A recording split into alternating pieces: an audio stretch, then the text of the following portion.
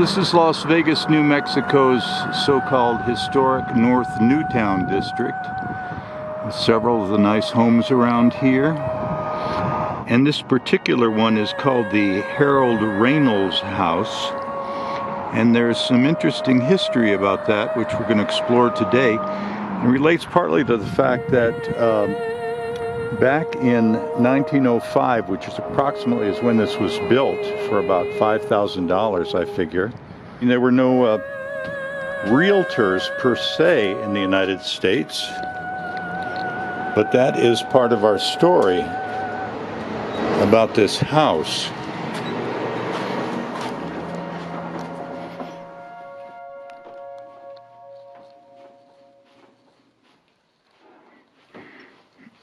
So I mentioned that this was called the Reynolds House. Harold Reynolds was one of some brothers that put together and ran the First National Bank of Las Vegas here. And he built the house. There's no question about that. I mean, he had it built. And it's quite an interesting house. It's on the National Register of Historic Places.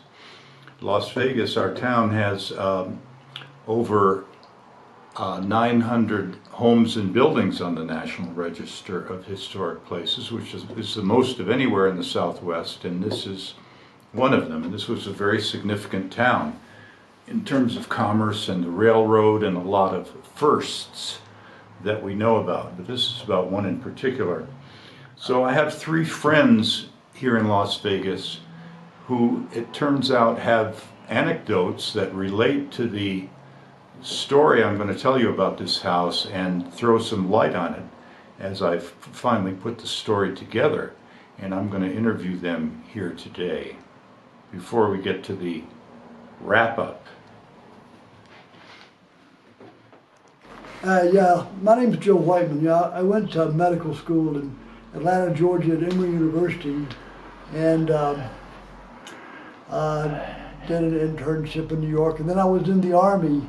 And after that, I went back to New York and did a residency, and it was cold and gray there in the wintertime.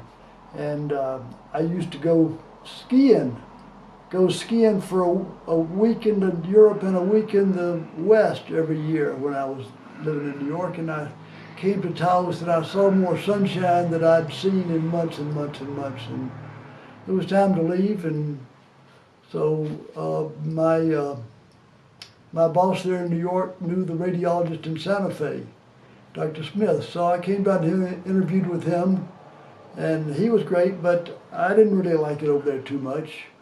And he referred me over here, so I ended up in Las Vegas. That was in '74 when I moved here. And it's been a darn good place to live. I've been here ever since. I don't know how long that is, but it's a while. And I don't seem like I'm going anywhere. So, you know, years ago when I was doing some volunteer work at the museum, I happened to come across a document which referred to this house as the Roosevelt House. You know, your dad was my colleague here at the hospital, so I knew about the house, and I was, of course, surprised that they called this the Roosevelt House. And at that time, you didn't know anything about that, apparently, but I understand now you have some more information. I'm anxious to hear what's going on there and why this was called the Roosevelt House. Now I'd like to talk to a friend of mine, very thoughtful, brainy guy named John Burns, who has a little background on this as well. Hi, my name is John Burns. I was born and raised in Las Vegas, New Mexico, as was my mother before me.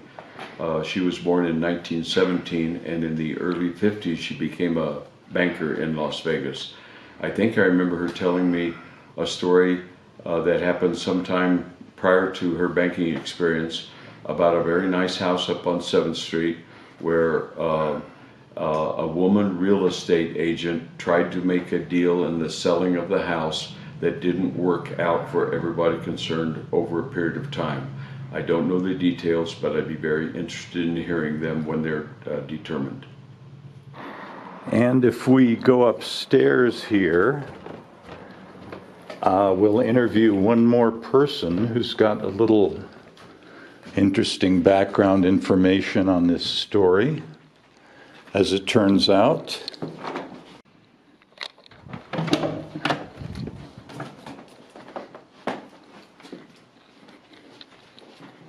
So my name is Flores Assad. I'm originally from Las Vegas, New Mexico, and I was born and raised here, as were my parents, and as things go, my parents' parents. So historically we go back about 3 generations, and that's about as far back as my family can go. We kind of just erupted out of the earth and have been here ever since. But what's fascinating about this house is my great-grandfather, my great-uncle rather, many years ago worked as a stonemason, and he worked for about maybe 20 to 25 cents an hour, which was a pittance when you kind of look at things now and how wonderful the house turned out.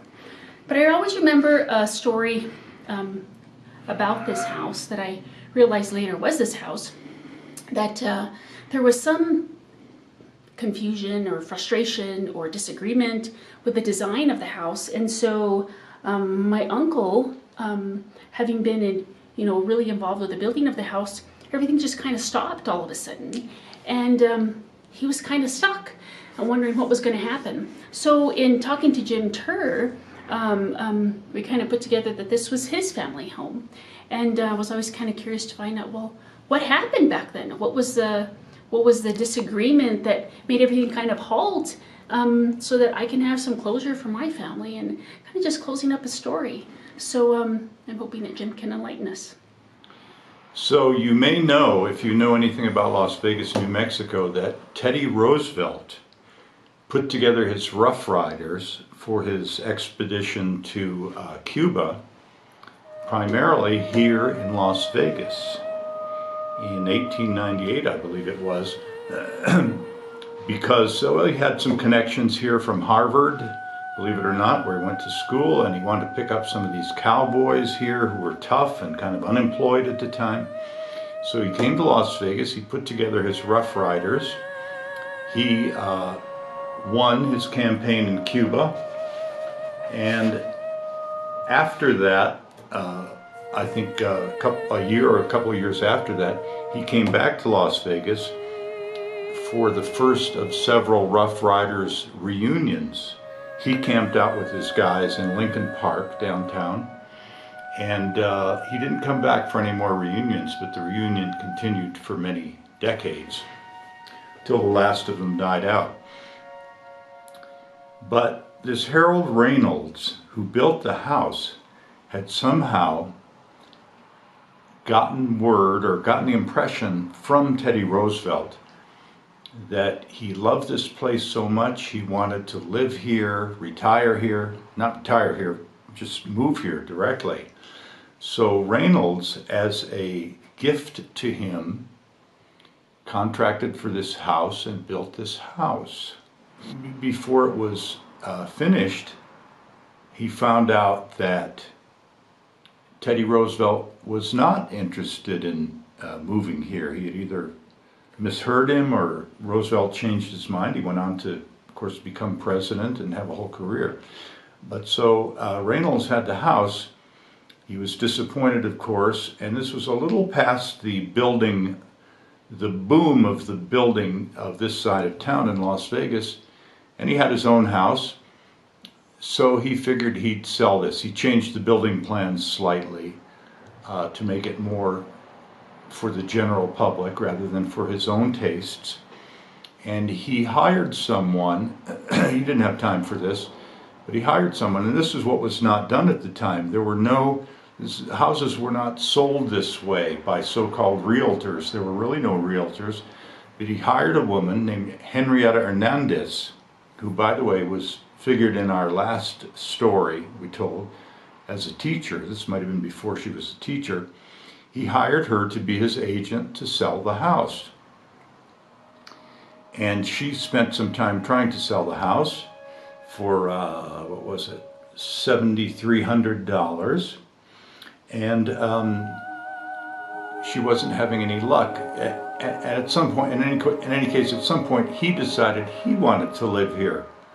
So he just, he told her, forget it, I'm just going to live here. And she says, well, I don't want to exactly forget it. I want my fee. I've spent the time trying to sell it, and I want my fee, and he didn't agree to that, and they went to court, and she won her fee for having spent the time trying to sell the house as agreed. And therefore, we can arguably say, because as I say, there were no realtors then per se, if you look it up, we can arguably say she was America's first realtor. And this was the house that was under one of the first home realty contracts. And now the house is up for sale again, by the way. I meant to mention that, of course, this business of the fact that it was supposed to go to Roosevelt is how Roosevelt's name ended up on one or some of the documents that Dr. Whiteman mentioned he had seen at the museum, the Roosevelt House, because it was intended to be. Also, I meant to mention that there is a musical, a Broadway-style musical about Teddy Roosevelt's time here in the works called Teddy Roosevelt Slept Here. So that's enough plugs. I just wanted to tell you the story of the realtor primarily.